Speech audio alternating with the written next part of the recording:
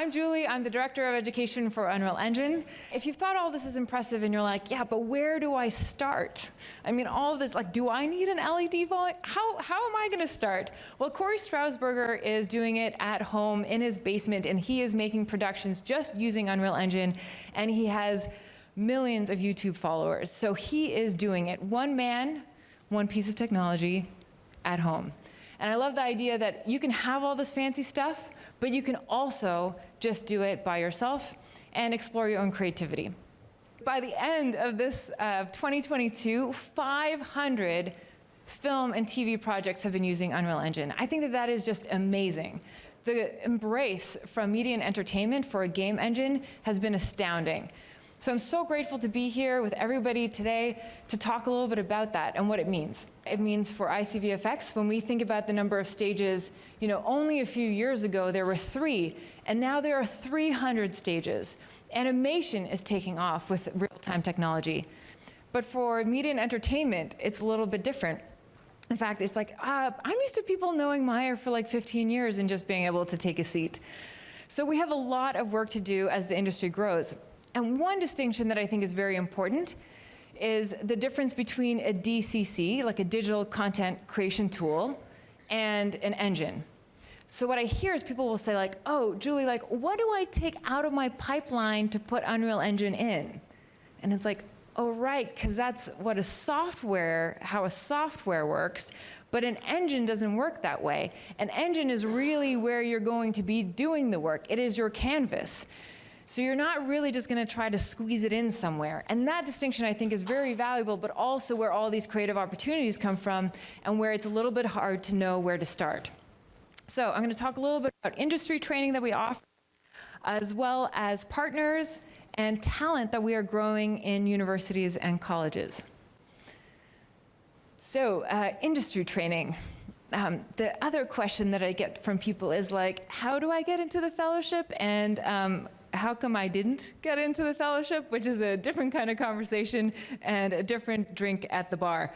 The fellowship, if you heard it today, is really our flagship program. This is our program that started as a COVID relief strategy where we had furloughed artists come and make films with us. And we were like, let's try to give back to our creative community. And it was a 5-week program making shorts, and we ran that for many years, and we still run them. But now we've evolved the program to not only be permanent, but to have different themes and explorations.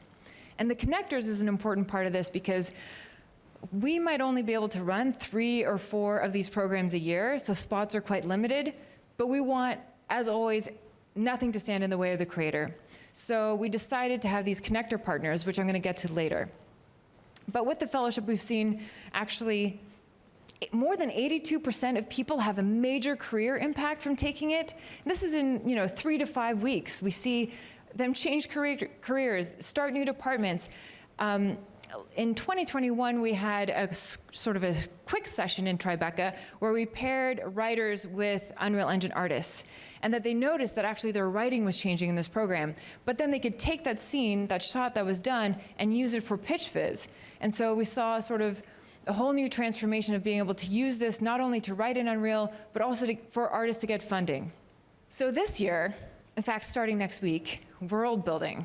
And in November, I was speaking with Ben, and he said, Julie, as a producer, I'm trying to figure out how to price a lot of things. And right now, there's this sort of standard that a feature takes 12 weeks for a world to be built or an environment, 8 weeks for TV. How long do you think it takes? Like, where are these numbers coming from? And I said, Ben, you know what we're going to do?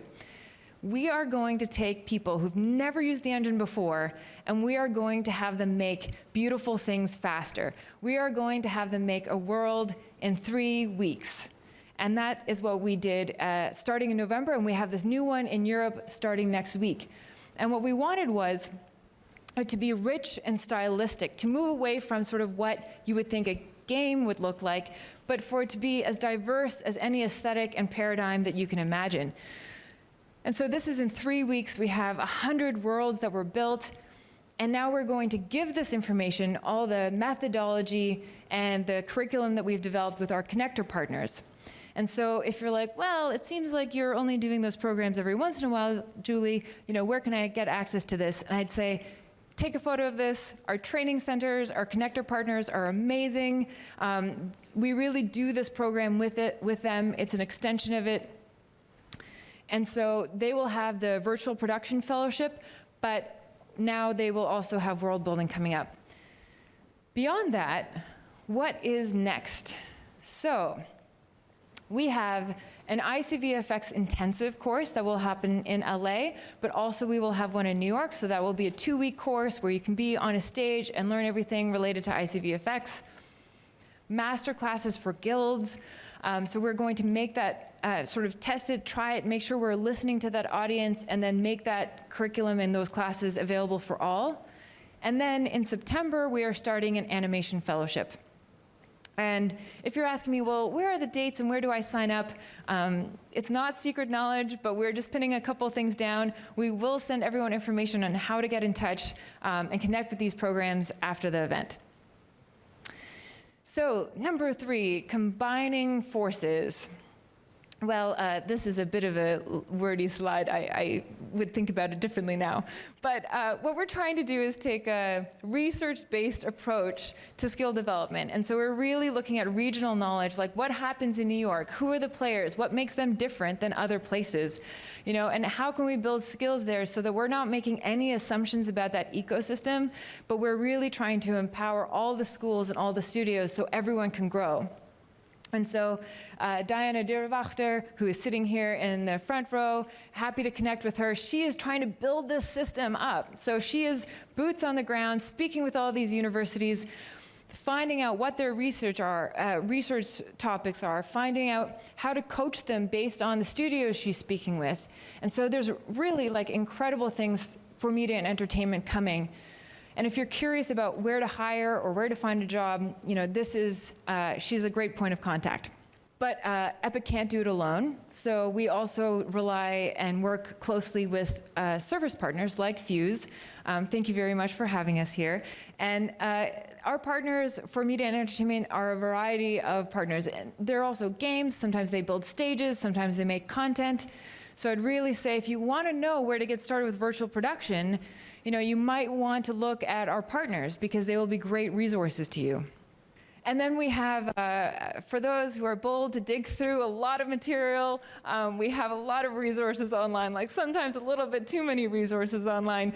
Our Epic Dev community is a great place to start. So you can find courses in virtual production, in animation, film there. And then we have a lot of different documentation that we're improving and working on now. And so the key takeaways to keep this short and sweet and make sure that we have a little bit of social time is that we are here to help you find and grow talent. We live and breathe this problem, and we love the fact that the industry is growing, but we want to make sure that we can help you grow. And that's where the partners make the world go round, not just our service partners, but academic partners as well. And then lastly, connect with us to collaborate. So Joe Finlayson is here, and Heather Fuller is also here from Unreal Engine's team. So I hope we get a moment with you after this. Thank you.